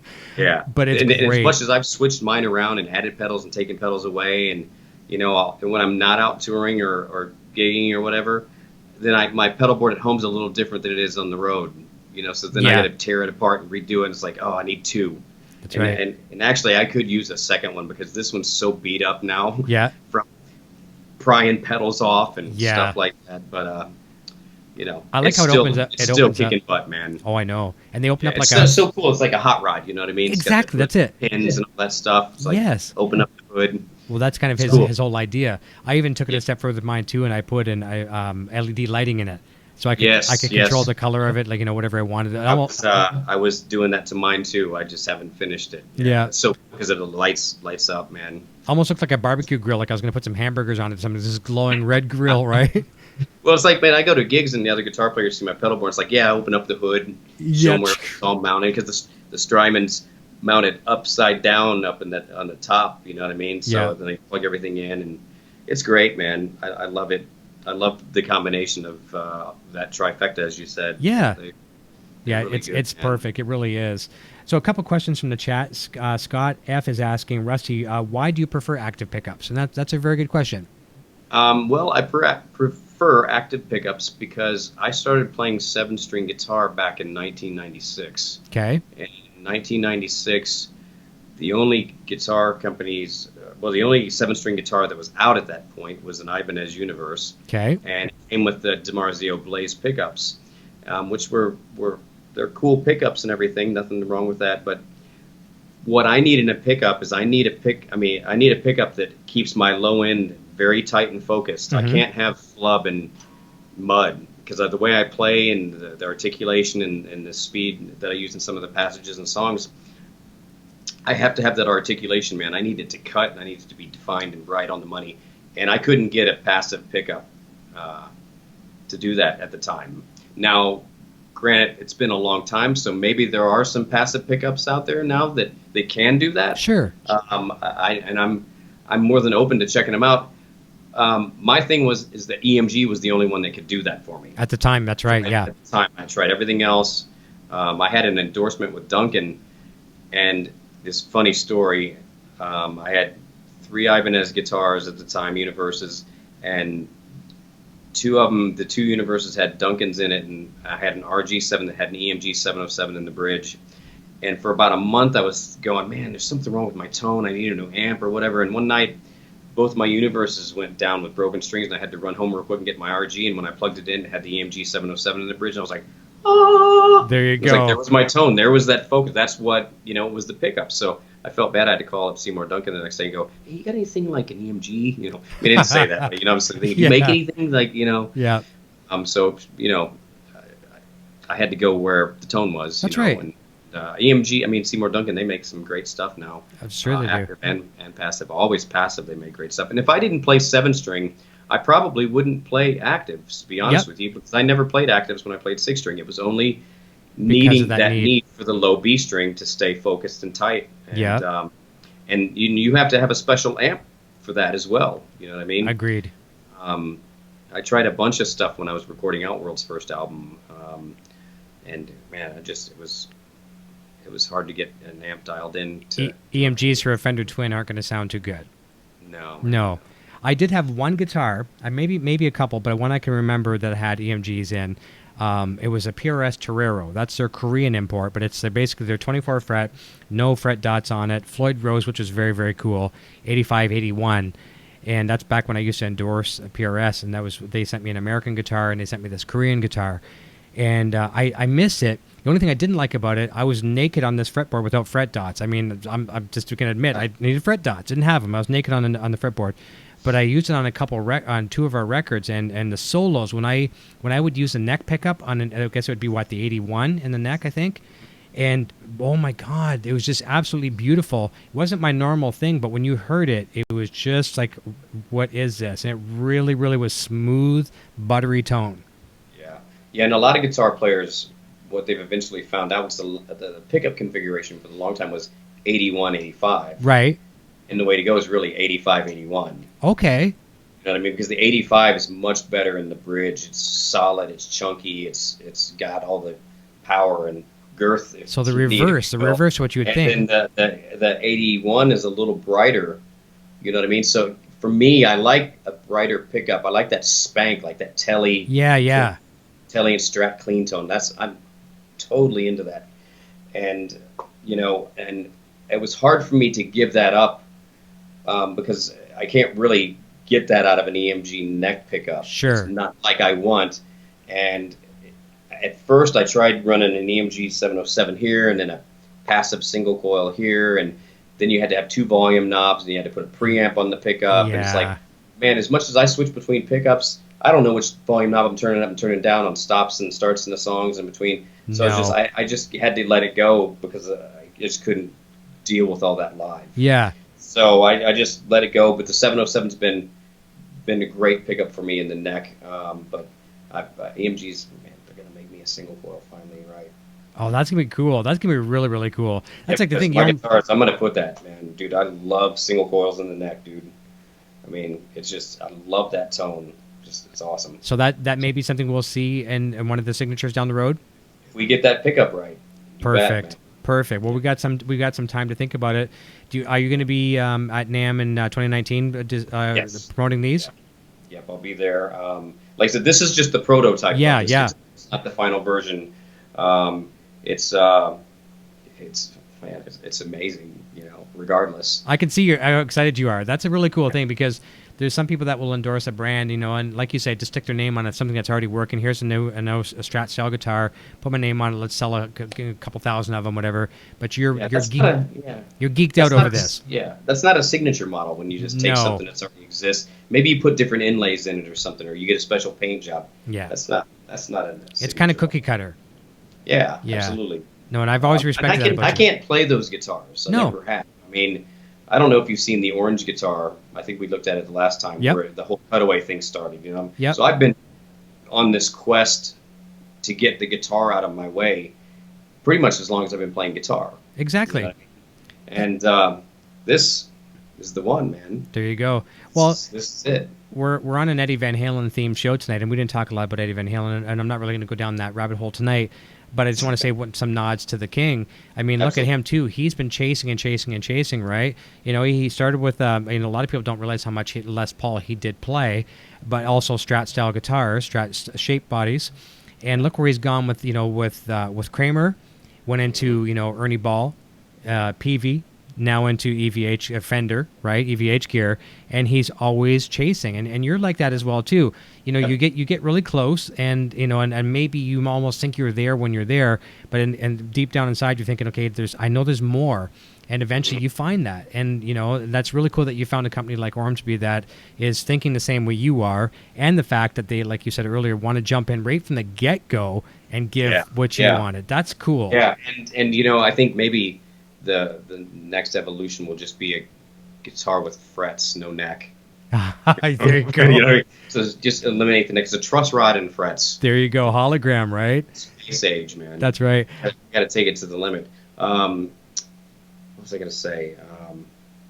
I don't know, man. I'm spacing out. Well, think about it. While you think about it, there's a comment from Joe. I'm not sure Joe's last name. Joe, maybe Joe Hervey. I'm not sure. But he says he would love to see some sweeps. And this is something I want to say this, and this is something I hope I can kind of give some hope to other people that want to play these flashy riffs. I can't sweep to save my life. I can sweep with a broom outside on the porch, and I don't even do that very well. The wife will tell all of you that. Get a blower. Yeah, but on guitar, and I have to learn. I learned from a good friend of mine over here on the Canadian side of the border, Jason Seditis. He's a Yamaha artist, and he's a big guy in the Line and Six Heels community. He did a video recently on sweep picking, and I really analyzed it, and I was like, okay, so I'm overthinking it. And he was just the techniques he was showing was very comforting and soothing. The fact that maybe we can do this, I still haven't got it, but maybe you can just take us through something simple, just to kind of appease some of the people that like to see that. And absolutely, I can have you sweeping before this is over. Okay. So, but real quick, I remembered what I was going to say. Sure. It has to do with Eddie. Eddie Van Halen and Randy Rhoads were huge attributors to my quest in building guitars, because as you know what Eddie's done with the guitar, and then you saw what Randy did with the V's and then the Jackson guitars. So that was part of my inspiration too. I was at home spray painting old guitars and taping them up, and I hand scalped my guitars. A couple of times I was out in the garage with a Dremel. Get a couple frets and shit. But I mean that was also part of my inspiration. I saw those guys doing it, and it was like, yeah, man, I could do this too. And I went through my Vi phase where I had one painted neon green, and but anyway, so sweeping. Sure, let's talk about sweeping. So I think the big misconception that most guitar players have with sweeping is that they think it's the sweeping that's the problem. It's generally not the right hand. Okay. It's generally the left hand, because as guitar players, we are used to doing, in a scalier format, we're used to playing either 2 notes per string or 3 notes per string, right? So now when we all of a sudden have to cross the strings really quickly with 1 finger per string, that's where the problem is. Our hand isn't used to doing that. We've been playing, whether you've been playing 3 years, 4 years, or 20 years, you've spent that amount of time used to playing scales and things that way, right? Gotcha, So now when you all of a sudden go to 1 note per string, it's not this hand, because you can go like this all day. Sure, scrape. It's not that. It's this. Yeah. So when and also a lot of the traditional sweep picking patterns, you have to do some hammer-ons and pull-offs in them to make them work. Okay. I don't like that. I like those arpeggios, and I use them a lot. Don't get me wrong. But I have stumbled across some arpeggios. This is an arpeggio that I'm going to show you that I thought I created. I thought it was a lick, and then later on, when I got a little more educated, I found out that it was in a minor 7th arpeggio. Okay. But when I discovered this, I was alternate picking it. Gotcha. Okay. So then when I discovered sweep picking and actually got it to where I could actually do it, I started applying it to this lick, and I was like, whoa. Then the speed, because if you alternate pick this lick, you can go, it's a hard lick to alternate pick. Sure. But when you sweep it, it's 1 down pick and 1 up pick. And what you're going to do is you can do this with all your 7ths. So this would be an A minor 7th arpeggio. You're going to have 2 shapes in this arpeggio. You have an ascending shape, which is going to be 14, 13, 12, and then you have a descending shape that's 15, 13, 12. So you do not ascend and descend the same shape. Okay. Two shapes. One shape on the way up, one shape on the way back. So you got one down pick, one up pick. Okay? So let me crank this up and we'll take a look at it. Sounds good. Let's see. Don't need any chorus, that's for sure. Okay, so we got it on stealth mode. So if you look at this guy, so we're going to start with one single down pick, and it's important when you do the down pick that it's one down pick. It's not three down picks. Okay, one. It's one consecutive. It's like kind of like a classical rest stroke. You're just going to go. Gotcha. Right? Yep. So, sorry if that's really noisy on that. That's okay. But we're going to go like this. So my guitar's tuned down a half step also, so for you guys out there with really good ears, it's really A flat minor. Okay. Minor 7. So anyway, so on the ascend, 14, 13, 12. Descend, 15, 13, 12.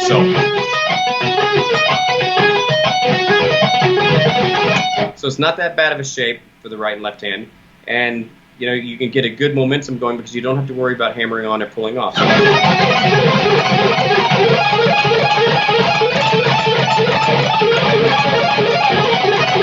And you can do your minor 7s, major 7s, dominant 7.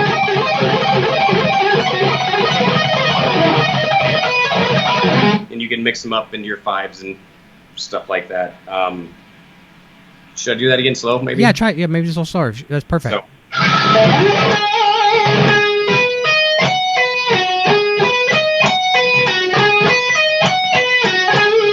And that note we start on is the root note, so wherever you put this shape, like we put it on the 9th fret, it's going to be E minor 7.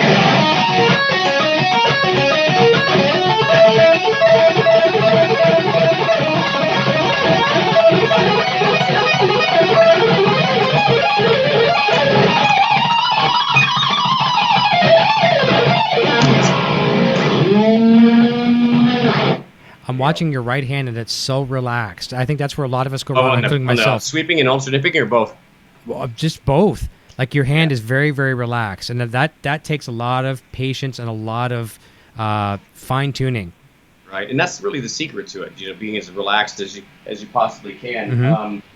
Just a couple of pointers on that. You know, the thing that I'm thinking about when I'm doing that is, you know, first of all, I'm not thinking that fast. It's impossible. But you get to a point where you got your mechanics. The things that you want to think about when you're doing like fast alternate picking is that if possible, if you were doing a tremolo pick on one string, the pick would never detach from the string when you crossed over the string. So it would never leave the string. Now also, for the longest time, I always said you only want the pick to dig in the actual depth of the string. Yeah, okay. That's very minimal. But if you can get it even less than the depth of the string, it's even better. Okay. And you want a straight down motion and a straight up, you know what I mean? Just down, up's like you're shaking hands or something. You don't need to do any scooping or weird things like that. Now, I do use a downward angle, slightly forward. Okay. And sometimes I'll have a downward pick slant, kind of like this. So instead of being perfectly like this, maybe a little bit like that, but it still has the forward. That's just to break the momentum of going through that string. Because if you don't do that, that's like a blunt object.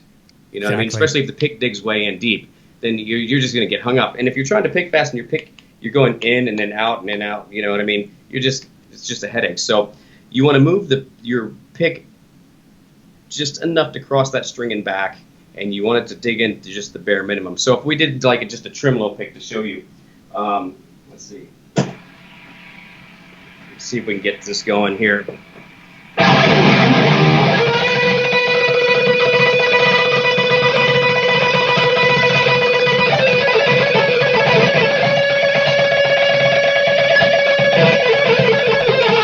You know, and this is just for pure speed, not musicality at all. No.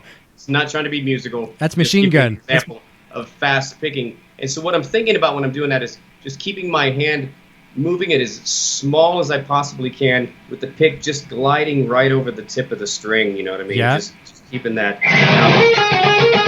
And that's a great way to do it and practice it. You know, you can just work on your tremolo pick, but then, you know, a lot of times you have to figure out, sometimes it's not the right hand is not the problem. Yeah. Both hands have to go to the same speed.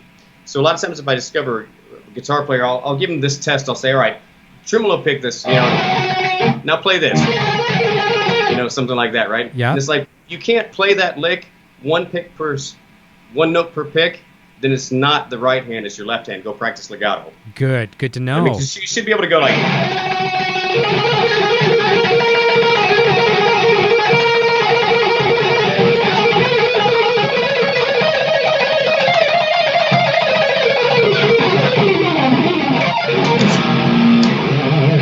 You know what I mean?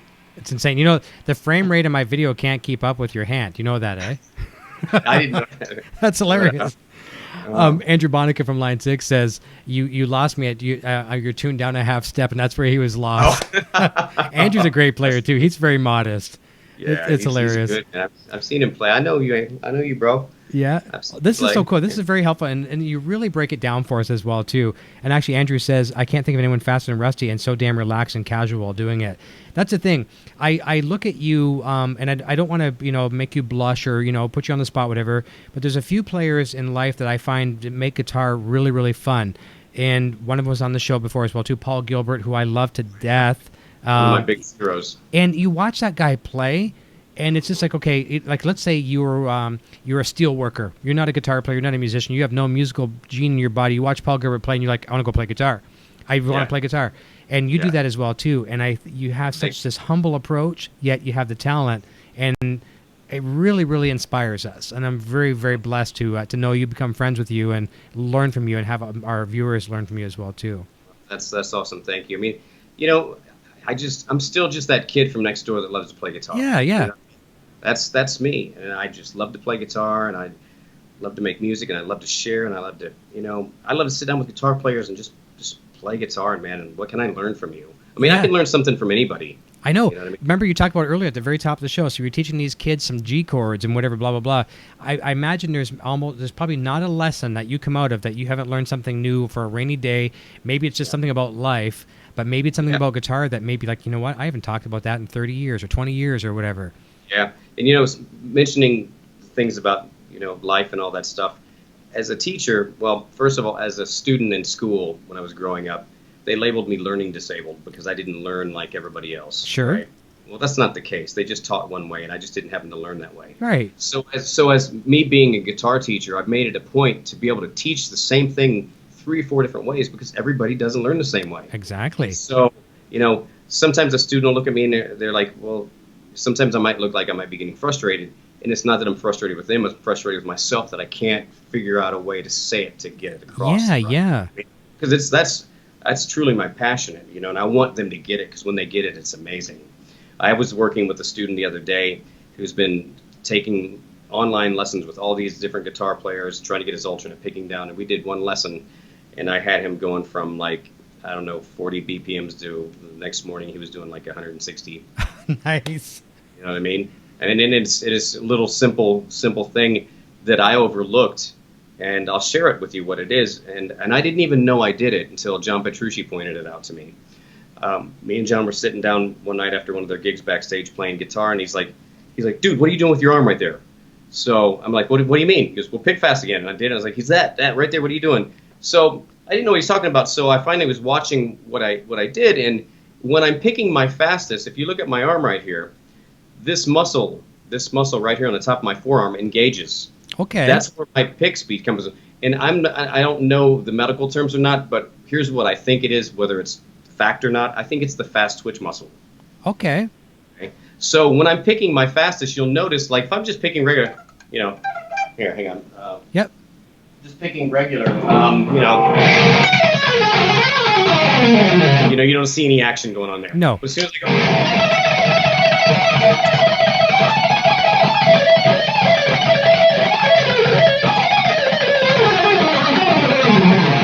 that muscle kicks in, and that's where the speed comes from. And I got my student to do that the other night. Okay. And when he was able to engage that muscle, it just blew up. The guns become active. And it was like he was like almost in tears. He was like, and I've been working on this stuff for so long, and I've tried so many other teachers, and it took you a couple of minutes to just go, hey, try this, He's like, you got to share that with other people. I said, that's really cool. I saw the difference as so well, I got to too. thank John Petrucci for pointing that out, because I didn't even know it was a thing. So that's really cool, too. And here again, this is that whole circle of, the fanboys. We're always liking someone else. John as well, too. John is a monster, yet he likes all these other people. And he's looking at you. How did you do that? And he's analyzing you like the football coach. Very, very cool. Absolutely. Yeah, we're trying to land a date with him as well, too, on the show. It'll be really nice to have him on the show. Yeah, I know, man. I've been working on it, man. Yeah, he's busy as heck. He's so busy, man. It's not even funny. But, yeah, it's really cool. And John actually went on to work on using that technique, and he said that, he called me up one day going, man, I'm picking faster than I've ever picked in my life. Sweet. You know what I mean? Because when you first start doing this, it's a little sloppy and out of control because you unleashed a new power in your hand that you didn't have before. That's so you got to learn how to reel that in. It's almost like a baby horse learning to walk. You know what I mean? Or like going from a Chevette to a Corvette. Yeah. But John got it down and worked on it. But he eventually went back to what he does best, the way he's been picking for years. Mm-hmm. He picks fast enough. So yeah, of course he does. So he went back to what was comfortable, which is very cool. But he dug into it and worked on it for a couple of months and found nothing but great results from it. And I got him, when I practice, I use a kitchen timer. I practice everything in 5-minute intervals. Okay. I've never been a metronome player. I always practice everything in 5-minute intervals. Again, being a self-educated player, I didn't understand that with a metronome you could subdivide the beats. So I got a metronome and played everything to the click and went, okay, done, chunk. Yep. So I played everything as quarter notes as fast as we go. Yeah. I didn't know you could do eighths and sixteenths and whatever. So I practiced everything with a timer for 5 minutes, and what I would do is I'd do 5-minute intervals where you start out slow. It's almost like being on a treadmill cycle. You go from walking to fast walking to jogging to sprinting to knee cool down, and at some point in every 5-minute interval, you find the fastest speed that you can play clean, and then you push it till it starts to break up, and then you do this whole pushing and pulling thing with that, and then before you know it, within a few days or a week, or everybody's different, how much time you get to practice, your new speed is your old breakup speed. Yeah. And then you start all over again. You know what I mean? It's like you could think about it like going to the gym. You go to the gym every week and you bench press 100 pounds. You're not going to get any stronger. You got to add weight, man. You might only get 2 reps, but you're going to get stronger, and then you keep adding and you keep adding, and it's going to get there. So I've always done that as a pushing and pulling thing to get faster, and just articulation, and I do everything 5 minutes apiece, whether it's an hour of arpeggios, 2 hours of arpeggios, everything's 5 minutes apiece. I know what I'm going to practice when I go in there. I look at the paper and I set the timer, and every 5 minutes that thing goes off, and I re-click it and go to the next example. You know what I mean? When I was really young, people would always ask me, how can you play for so long and not tire out? Well, when you practice like that for several hours a day, endurance, you're basically training to be a marathon runner. That's right. Don't run out of gas.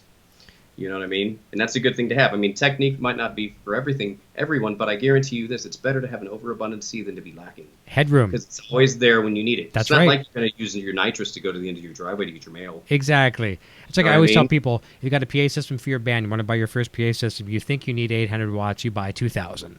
Right? You have headroom. Now, two final questions here before we wrap up. One is from me, and one is from Gary Tholander. This might be a silly question from me. How fast is too fast? Do you see a level where you foresee yourself in the future? That's my cap. Is there a cap? Is there too fast for guitar? No, man, I don't think there is. I mean, it depends on if it's executed well. I mean, execution is fast everything. and it's precise and it's on the money, then I don't think it's too fast. If it's fast and sloppy, then it's too fast. Well, you need to go back home and practice some more. Yeah. But I mean, think about like Usain Bolt. I mean, remember when Jesse Owens was like the fastest runner who could beat a racehorse? Foot. Now Usain Bolt's like the fastest runner in the world. I mean, we as humans, we develop, and everybody's different. Everybody has their own unique structure of DNA and how things work.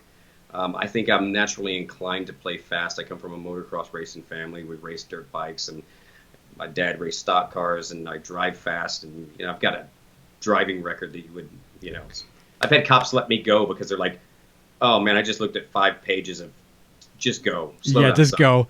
So, and that was when I was young. You know what I mean? Yeah. Not now. But speed is in the DNA. Yeah, and I've always been natural. I was a fast runner, and I've always been very, very flexible. So I can only imagine that helps. So I'm just going to give you some warning right now. I'm not sure if you don't have kids right now, do you? I do have kids, but they're older. So okay. I was going to say, if you had little kids, they're going to be bouncing off the walls like these. Oh, yeah. They did that already. Yeah. There you go. So you've been there. All right. And the last question is, and this is, we talked about lessons for so long. I'm surprised, and I apologize I haven't asked this. Gary Tholer's asking, how can we book lessons with you? Email me at rusty@rustycooley.com, and I will promptly reply with a Word doc with all the information on Skype lessons. And, man, I teach all the time and love to teach and love to have you. Perfect. And that's, I just have to say as well, too, and I know this for a fact that you're busy, because that's why we bumped the show an hour later tonight, because you were teaching right up until 9 o'clock our time here. So just nice to have you. So listen, we're wrapping up here at the moment. Can I say one last thing? Please, the floor is yours. I got to send a shout out to my buddy Kyle Rhodes at KSR Amps. I just got this brand new series preamp from him the other day. Tell us about it. Well, it's an amazing, dude, it's a preamp in the box, man. Nice. You can run it in your effects loop and use the power amp stage of an amp. Sure. You can run it in front of your like a pedal in front of your amp, and there's one other option. I'm sorry, I forgot what it is. But there's you got three things up here. You got clean, you got true bypass, and buffered. So depending on which way you're running it, like if I'm running it through the effects loop, I'm going to run it on clean. And if I'm running it, I believe when I'm running it through the front of my amp and chain with some other pedals, you would run it on buffered. But it's actually 3 channels, and each channel has a bright switch, a feel switch, and a mode. And basically, the feel switch is when it's in up position, it's fat. When it's in center, it's thick. Tight. And when it's on down, it's on thick. And then there's another switch that gives you different modes from some of KSR's other amplifiers. The Artemis, it's the Aries Crunch mode, the Artemis Red, and Colossus Lead. And you can also plug in a regular standard 9-volt adapter. Okay. And it's like a TRS if you wanted to change the pedals or some. Again, I don't know all the details. Kind of like an expression pedal type of a deal. Probably, yeah. And then you've got a standby over here, so you can do standby. Nice. And this is how you also access the clean channel. You have a clean channel up here dedicated, and then these two guys are monsters, man. And this is great. You could throw this in your suitcase or whatever and go do a. You could go do a clinic somewhere. Or you could go do if you're playing a gig and they're backlining. Yep. Just pop this baby right up there, put some other pedals with it, or just go straight in. Yeah. Dude, it's a monster tone. I mean, out of this little box, you wouldn't believe it, dude. Very cool. I don't know much about them other than the brand name, and I've been hearing a lot of people talking about them. So I mean, what I've heard has been great. Yeah, Kyle's a great dude. Super, super nice, super kind, and he made this one just for me, purple. Nice. Very cool. I just got it like 2 days ago, man. It's great. So kind of learning it right now on the fly. Yes. Very cool. Yeah, but it's super cool, man. So it's worth checking out. So I just wanted to say thanks, Kyle. No problem. I just commented in the chat as well too, and I mentioned out to Perry there. I said I'm going to reach out to him, have him on the show. I want to talk more about these guitars. Oh yeah, you know, Perry would be great on there. Lots of people talking about the guitar tonight, and just how. And Nocturnal here, my better half, she went to the website looking at some of the guitars, and she's just like, you know, like, yeah. I didn't really get to show the other guitars, but I don't know if you can see that one in the just back. A bit, yeah. Yeah, this guy right here, just real quick if you have time. We do. A couple seconds. This guy is, this was, ooh, whoops, there goes the gain channel. If you look really closely at this one's got etching all in it in the finish. That's beautiful. Yeah, so it's, I forgot what the artwork is. If you ask Perry, he'll probably be able to tell you. Can you see that at all? Oh, yeah. See how it's all etched in there? Yeah. And then this one also has the partial scallop. Yeah. And this is one of their hype machines. That's the model on this one. Okay. Pretty sick. It's got a super uber thin neck. Dude, look at how thin that neck is. That's amazing. You know what the etching reminds me of? You like some of these like fancy restaurants and stuff where they have like the etched tin roofs, like the ceilings? Yeah. That's beautiful. And then I love this guy here too, man. This is just cool. It's like so futuristic and cutting edge. I don't know, man. I dig it. Something about it I just love. Yeah, it's a thick body too. Yeah. Oh yeah. It's a very thick body. It's got good tone, and you know, it's less. And I don't know, man. That's just cool. I can't explain it. No, cool. That's really the word. Caught my eye originally. This is what really caught my eye. My student Carl. This is his guitar, and that's what got my interest in Ormsby, was seeing this guitar and just him telling me about, you know, Perry and what all Perry stands for and wants to build and stuff. Oh, that's very cool. Well, I'm glad you guys met, because it seems like the two of you are kind of meant to cross paths, and that's awesome. I'm looking forward to, we'll touch base closer to NAMM. We'll exchange some emails and phone numbers and stuff while we talk to each other, as it is quite often. Anyways, thank you for the Father's Day wish, by the way. That was very nice of you. That was very cool. But we'll touch base. We'll hook up at NAM, and we'll go up maybe for some dinner and stuff like that. I'll introduce you to Eric Jr. in person. He'll love to meet you. Yeah, we'll look forward to it. Yeah. Awesome. Well, this has been great, man. 90 minutes of fun guitar discussion. Lots of links down below to all your properties, Facebook and Twitter and all that kind of stuff, YouTube as well too, so check those out. Nocturnal Butterfly has been sharing your links as well throughout the program. And I just want to give a nice little shout out to her Butterfly and Ladybug show. They have a nice Monday, Wednesday, and Friday show. It's kind of fun. It's like listening to little old ladies on a party line back in the 1970s and 80s. It's kind of fun. Sometimes it can be kind of controversial. Lots of fun. But check out all these links below. And we're off this weekend on the Helix Hour, so no show on Sunday, but we'll be back next Friday again, 9 p.m. Eastern Standard Time. So, Rusty, thank you so very, very much. These techniques you showed us tonight, a lot of people are going to rewind and watch and learn. I'm going to be one of those people. And you keep it simple and you break it down for us, and we really appreciate your time. Thank you very much, man. You know what? Maybe one day we can do one where I just teach the whole time. I could, supply tabs for everybody, and we can do an hour. Cool. That'd be cool. Class. Let's try to do this. Let's try to do it maybe like just before the end of the year, maybe like around the November time, maybe even December, and then it'll lead into we'll meet up at NAM, and we'll plan that. So that's nice that we'll space it out. I'll work out something that works with you, and we'll do that. Perfect. Fantastic. Well, listen, don't take off. I'm going to say goodbye to you off the air. Oh, and we have to do this. And I have to shame a person every time he's late to the chat. He's a monster guitar player, and you're going to shame him. Last week I had Chris Robertson from Blackstone Cherry shame this person for me. So Rusty Cooley now has to shame a fellow. His name is Quentin James, monster shredder, but you have to shame him for being late. You can do it in your own way. So Quentin James, he's late. How are you going to shame him? Man, I don't know. What is the normal shaming like? Just tell him he needs a late slip or he's not welcome back or something of that nature. All right, so Clinton James, right? All right, brother. You got to get it together, man. Or it's out for you, bro. It's and it's going to be a big loss because evhTV can't live without it, and you'll be at home. Excellent. Yeah. Yes, excellent. Perfect. Perhaps a million. Yeah. Perfect. And there you go. All right, I'm going to say goodbye to you off the air. Everyone, thank you so much. Have a fantastic weekend to all of my Canadian cohorts. Happy Canada Day this Monday. Have fun. Be safe. Don't drink and drive and all that good stuff. Don't do any of those crazy things. Have a designated driver. Have some fun, though. And I think I might even go for a late night swim and enjoy some time here with the family. And we'll talk to you very soon, my friend Rusty. And we'll see you all real soon right here. Until then. Cheers. See you guys. Hey, you're still here? Eric Jr. here, reminding you to check out our full lineup of quality merch. Available right now in the Broadstash Boutique. Quality products and fast shipping. Visit broadstash.com today. I am now on Patreon. If you enjoy my content and wish to support my channel and what I do, then please check out my Patreon page at patreon.com/evhgeartv.